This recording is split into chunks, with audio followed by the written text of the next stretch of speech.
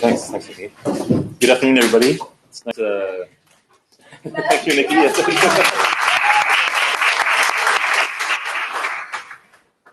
So yeah, good afternoon. It's nice to be in this sort of university environment. It reminds me of my university days, but except it's 5 p.m. and people are still in class. It's really impressive. So I am the institutional director. Director of institutional business at Binance. My own background is in traditional finance, so I started off back in the day in derivatives and hedge funds, so they're trading as well. And I joined Binance just about a year and a half ago. So it's been a very interesting period on the institutional side. So I wanted to highlight some of the trends that we're seeing on the institutional front in the crypto space. So Nikki already gave a nice introduction, but for those who may be new to crypto or not familiar with Binance, so we are the leading crypto and blockchain infrastructure provider, and that includes the world's largest digital asset exchange by volume. And so the website is Binance.com, and freedom of money is very much at the heart of our mission. This is a pretty cool slide. So you can see that Binance has now sort of expanded on and beyond just being a crypto exchange. It's a whole ecosystem of offerings. So we have P2P, we have derivatives, different lending products. We have an OTC desk. I'll tell you a bit more about that later on. Binance Smart Chain. So there's a big focus on Binance Smart Chain and all the neat DeFi projects in space this year. But one thing I just want to emphasize is actually at the bottom, we do put a lot of effort into education. So if there's really almost any subject that you're interested in, it could be Bitcoin, it could be impermanent loss. If you type the subject plus Binance Academy on Google, you'll generally find some pretty good articles. All right, so as I said, today we're going to talk about institutional trends in crypto. Crypto is now 2.5 trillion market cap. Might have ticked down just a little bit over the past few days, but it's around there. And we've seen some really interesting trends emerge, I'd say, over the last 18 months or so. Especially on the asset management side. So we're going to spend a bit of time on that today, but also on a more macro level, on the sovereign wealth side, corporates, and the last theme is ESG, which is quite an interesting one. Okay, no problem. All right. So before I kick off on trends, I really like this slide. I love the simplicity of it. If you're a trader, you consider that all the information available at any point in time is available and reflected in the price. And here, if you look at price floors during periods of extreme bearishness, you can see the adoption has increased exponentially, especially over the past year. As I said, year and a half, the institutional adoption has really pushed Bitcoin to higher levels. Okay, given the bear market this year is more of a mini bear market, but you can see very clearly where the trend is here. All right, so asset management. A lot of interesting things happening in the asset management space in crypto. I don't think we'll be able to cover all of them today, but I'll try and cover the main ones. First of all, crypto asset management kicked off with what we call crypto natives. So pure crypto hedge funds, pure crypto market makers, brokers, etc. Now we're seeing big traditional financial institutions enter the space. So this is the thing that everybody's been building for is now happening. But if you look at crypto hedge funds for a second, I started in crypto about 5 years ago. So in absolute terms, it's not a long time, but in crypto, as we know, everything is 10x. So, it's a longer, well, at least it feels like a longer period. And the landscape in terms of crypto hedge funds has changed dramatically. So when I started off, anybody who had made about 500K in crypto wanted to launch a hedge fund. That's very different now. So now the average size of a crypto hedge fund is about 40 million. That's doubled over the past year alone. You have about 900 crypto funds in the ecosystem now. That is split more or less evenly between funds that are super active, trying different strategies, versus funds that are more have more of a VC type focus. So total AUM in the space is now 4 billion, and interestingly, 1/5 of traditional hedge funds are now either dabbling in crypto, so they have a small crypto pocket, but more and more we're seeing big guys who are building and looking to launch standalone crypto offerings, which is quite interesting. And even the crypto funds now, so now they have more resources, right? So they're hiring C-level executives, so they're hiring COOs, CTOs, chief compliant officers from the traditional space. So that's another big trend that we're seeing. They're using independent admins, so they're really trying to do things properly. And also, all that is also being fueled by investors. So how has the investor landscape changed? Well, first of all, if any of you are in the hedge fund game here or have a background with hedge funds, you probably know that raising AUM it's a difficult job, right? It's a hit ratio game. You do 100 meetings, you get 5 tickets. You really have to put a lot of effort into it. And I think it's fair to say that in crypto, that effort is double. Not only do you have to sort of educate your investor on your edge, but also at times also educate them on crypto and Bitcoin and how everything works, which is fine because everybody in crypto is at different parts of their journey. But there is that sort of extra step to do. And originally, the lower hanging fruit and the main investors in crypto hedge funds were high net worth individuals, well, actually friends and family, high net worth individuals, and family offices. Has that changed today? No. Those still the core investment group. But positive signs is that now you have traditional fund of funds that are allocating, and even endowments, endowments and smaller pension funds. So we're getting there progressively. So on the investor side, how do these guys invest? If you're a crypto fund, the smart way of doing things is to sort of replicate what you see in the traditional space, because you want your investors to have comfort. So they want to see a structure that they're comfortable with. They want to generally see counterparty names that they're familiar with as well. So that sort of helps on the term sheet front.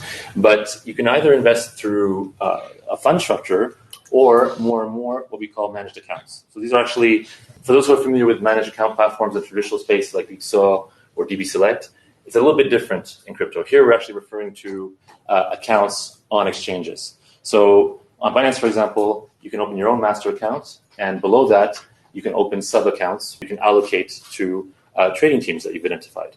And so we call these managed sub-accounts, so you can actually link those accounts together from a trading team's perspective for fee purposes, for volumes, etc. And the risk framework here is very interesting because if you're an investor, you have your own Binance account, you have transparency on the assets, their assets are on your end, but the trading team cannot withdraw from that sub-account. So everything has to go through the master account. All right, this slide alone warrants a whole presentation separately, but I just wanted to tell you a little bit. Obviously, I'm sure some of you are aware, there's an increasing adoption amongst countries on the crypto front. Obviously, there's been a few catalysts over the past 18 months. COVID was a big one.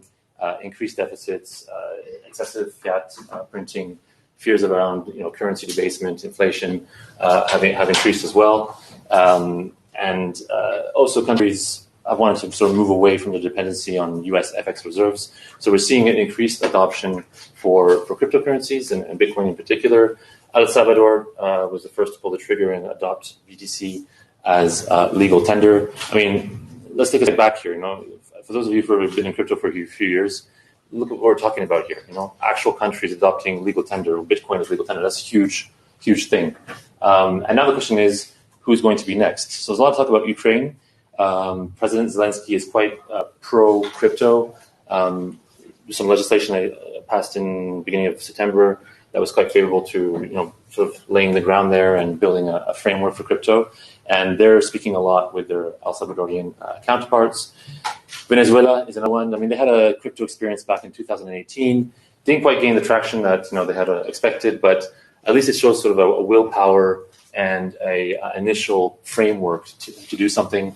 Brazil is often mentioned as well, and Russia was recently talking about the value of Bitcoin and the advantages of Bitcoin.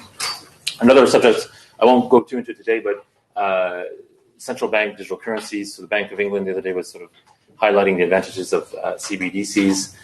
I think we'll have a world where the two, crypto and CBDCs, coexist. I think CBDCs have a lot of interesting features, maybe on a more local level, and we'll be using maybe Bitcoin and other cryptos for international transactions. But I don't think one will replace the other. It'll be more of a coexistence type of scenario. Corporates. All right. I'm sure you're aware, been being focused on corporate treasury management through Bitcoin. So the big U.S. tech firms initially started this trend. So Tesla, MicroStrategy, and Michael Saylor has really been sort of a big, I'd say, sponsor and proponent of the industry, so pushing that message. Square as well. But what people don't talk about is a lot of smaller firms, and we see them all the time, that are adopting Bitcoin to manage their treasury, either as a store of value or on different levels. So transactional is a big one, because more and more vendors in the ecosystem are using Bitcoin, so it makes sense to be involved in that ecosystem. Also, studies have shown that most of the people who pay in crypto are new clients for those firms, and they generally spend more as well, which is a positive. On an operational level, if you're dealing with programmable money, well, there are a lot of advantages from a more back office perspective. So settlement and reconciliation. And then obviously on the corporate treasury side, it might be a cheaper means of accessing tokenized liquidity pools, cheaper to access for smaller firms versus maybe accessing fixed income markets. So there are a lot of different advantages there. If you want to manage treasury imbalances, instant settlements is a big one and very helpful on that front as well. And all that has come alive because now we have the infrastructure in place to allow people to do that. Now we're talking about huge trades here, and if you look to do it through an exchange or through the market, something called slippage, where you might not necessarily get the best execution price that you're looking for. So OTC trading is very helpful for this. So we're referring here to over-the-counter trading.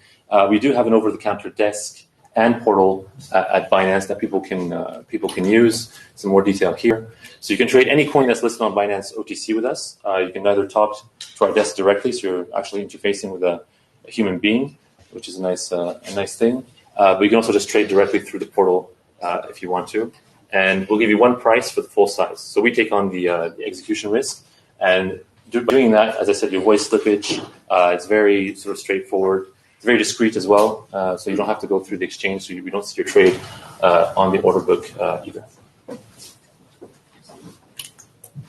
All right, I'm going to spend a bit of time on ESG. So ESG is really interesting.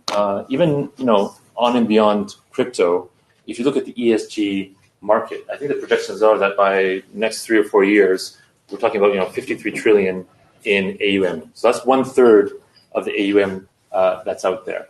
And if I look at ESG hedge funds, I know a few that launched a few years ago, small amounts, 20 million under management. Within 2 years, they were managing $1 billion.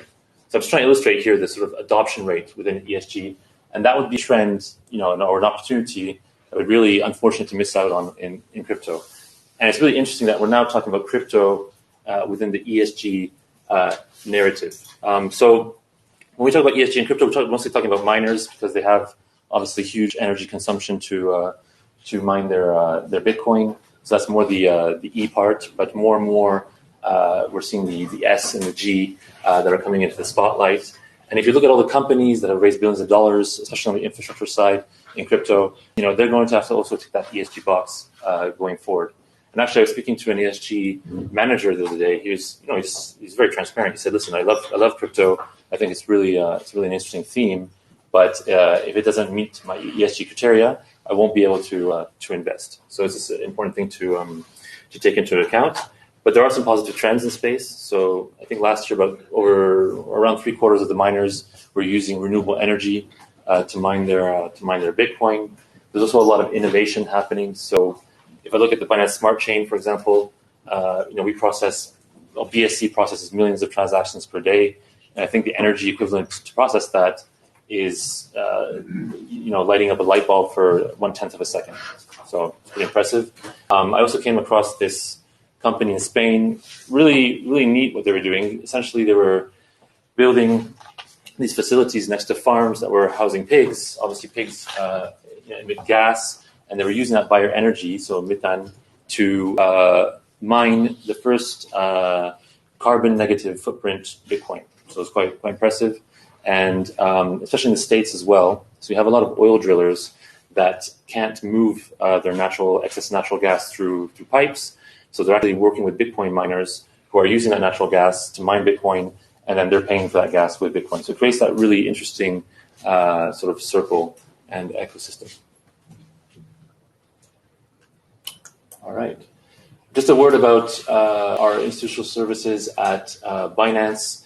So I think we've taken a lead from the traditional finance space here and aim to provide very much sort of institutional grade coverage. We work with a whole range of different users on that front. So HFT firms, crypto hedge funds, now traditional hedge funds were entering the space, as I mentioned, but asset managers, banks, market makers, brokers, etc. So it's quite a wide range of people that we interact with. And again, you can interact directly with our team on a human level, and we work closely with these people to help them optimize their trading flow through the exchange, through our savings products, through BSC, or on the OTC side as well. All right. For those who are interested, when you go to the Binance website, at the top left there, you have like a little trackpad. If you click on that, there's a new landing page for all our institutional services. So this is actually quite interesting. There are a lot of FAQs that are embedded into this, but it covers the full institutional offering. So API connectivity. You can also download historical data, which is free. So if you want to backtest a few strategies on the derivative side, you can do that as well. So everything is right here. It's quite helpful. All right, that's it for today. I hope that was interesting. Questions already? Okay, we're into questions. Let's go. Yeah. Hi. Sorry, I didn't check before to ask, but a question regarding the corporate. Do we have yield on USDC? A bank could bring money for their clients, so they're going to bring on USDC. They have ability to trade Bitcoin or not. Mm-hmm. So the time they don't trade, can it be possible to get yield on? Sure. Yeah. So just coming back to this, right in the middle there is investment solutions. So that's what we call the sort of staking, earned income type products. So yeah. But the thing is, it has not to be locked, because if we don't use USDC in the morning, but we need the afternoon to buy Bitcoin. Yeah, so we have locked and flexible savings. Yeah. But we can talk about it in more granular afterwards. Yeah. Sure. Any other questions? Yes. My name is Anthony. I'm representing Crypto Value Association. Mm-hmm. I have maybe a question more about compliance. Travel rules. Where Binance is on travel rules because of the global financial action task force regulation. Yeah. And second question, you said about hedge funds. Just wonder which jurisdictions are the most preferable for crypto funds, which you can, which have all operation instruments to be properly operated via Binance. Do they just give me some advice where to go? So I can give you advice, just to be clear on that. No advice, but no, I know what you're saying. Yeah. It's all right. So I'm not in a position to answer the regulatory questions, so we'll skip the first one. On the second one, essentially, crypto funds for the most part are replicating what they see in the traditional space, as I said. So, and that's a very smart thing, I think, because when you're a family office or a fund of funds that's coming into crypto, you do need a lot of reassurance. There's a lot of questions, custody, counterparty risk, wallets. All those concepts are quite new. So if you're a fund trying to pitch your strategy, you want to be doing it with a message that's comforting for the investor. So generally, they aim to replicate in terms of jurisdictions, in terms of counterparts on the term sheet, what you'd see in the traditional hedge fund space. Any other? Yes. What do you estimate is the current split between retail money and institutional money, both in spot and in derivatives? In crypto? Yeah. Well, as you know, it started off very retail, but the institutional size is growing exponentially.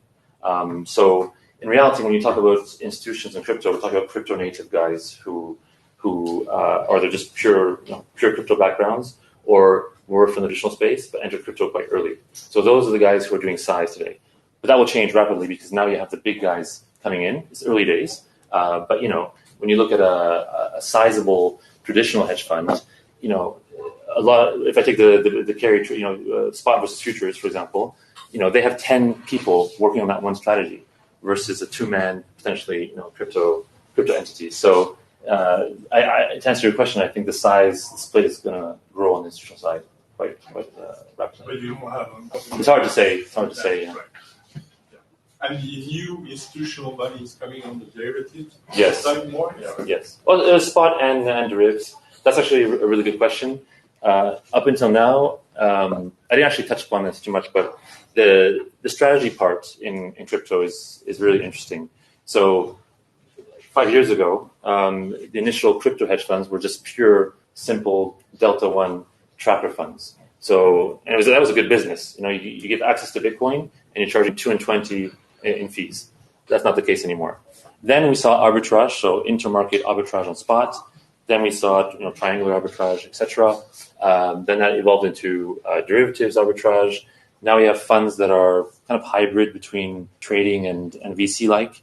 And there were a few funds like that back in 2018, but they got it completely wrong on the liquidity side because there's a mismatch between being a hedge fund and being a VC. Now that's tailored a little bit better.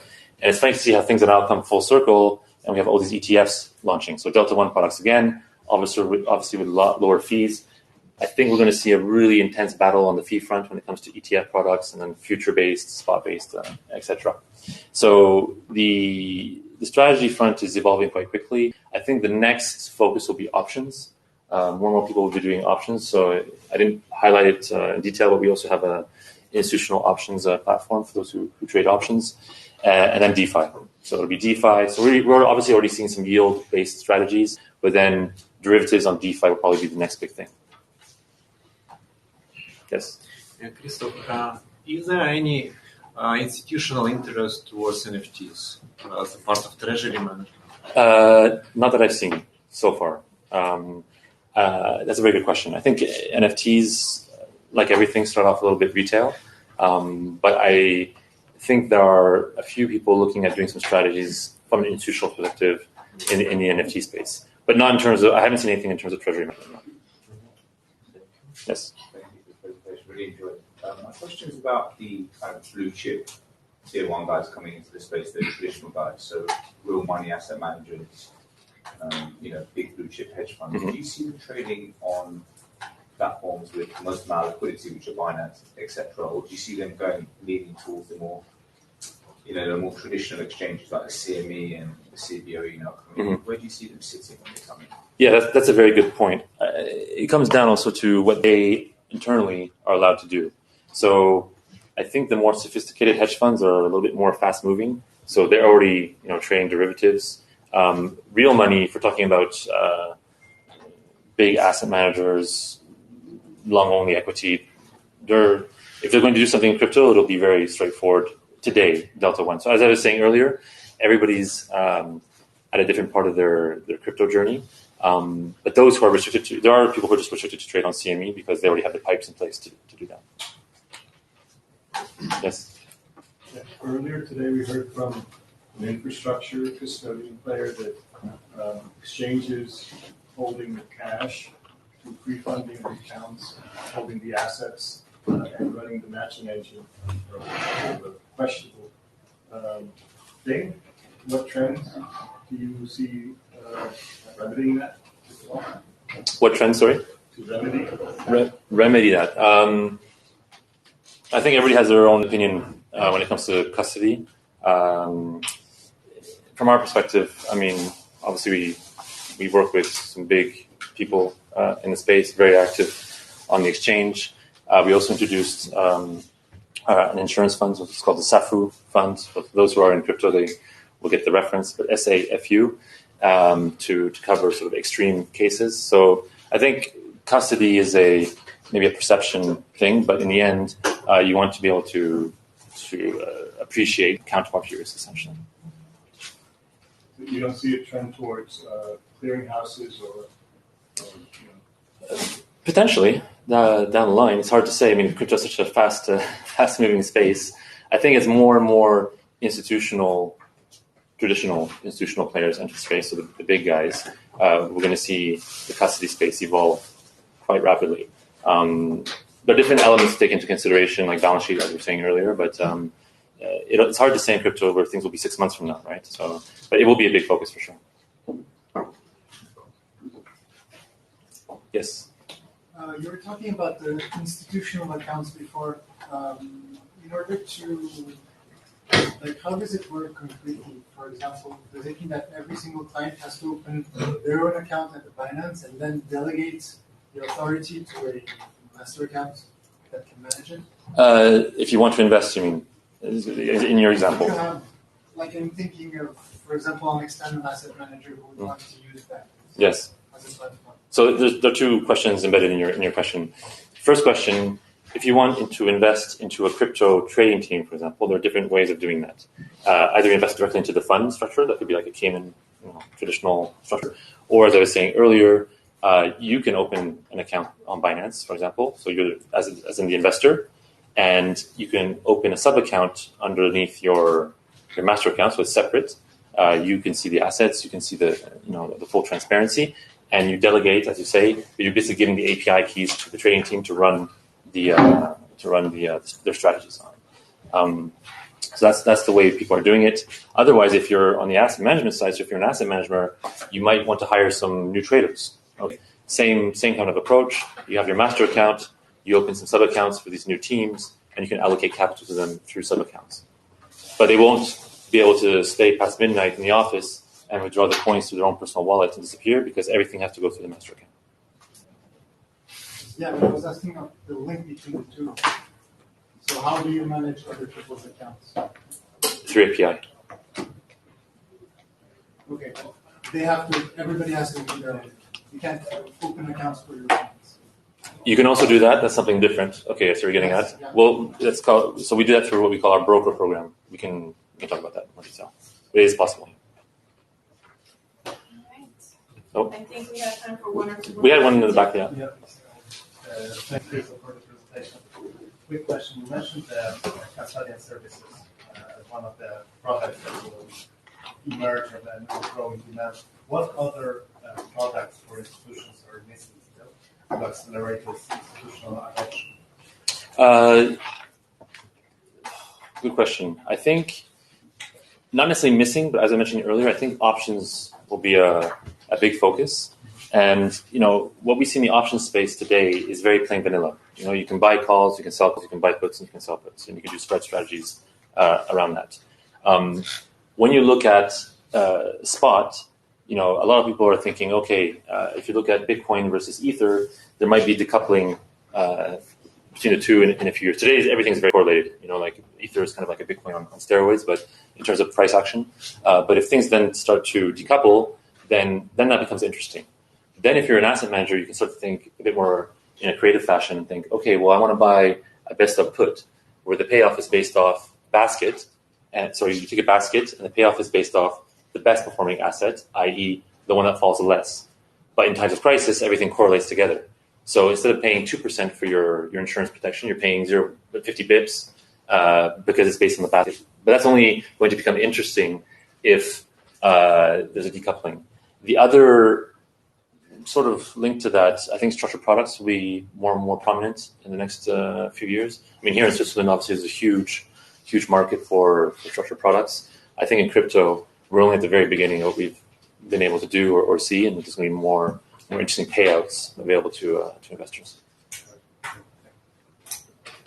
Yes? Do you have a prospect of launching an asset-backed token? As in a security token? Yes. Not that I know of. I think normally it's crypto. Yeah. Any other questions? This is your chance. Okay. Well, then, Well, thank you very so much.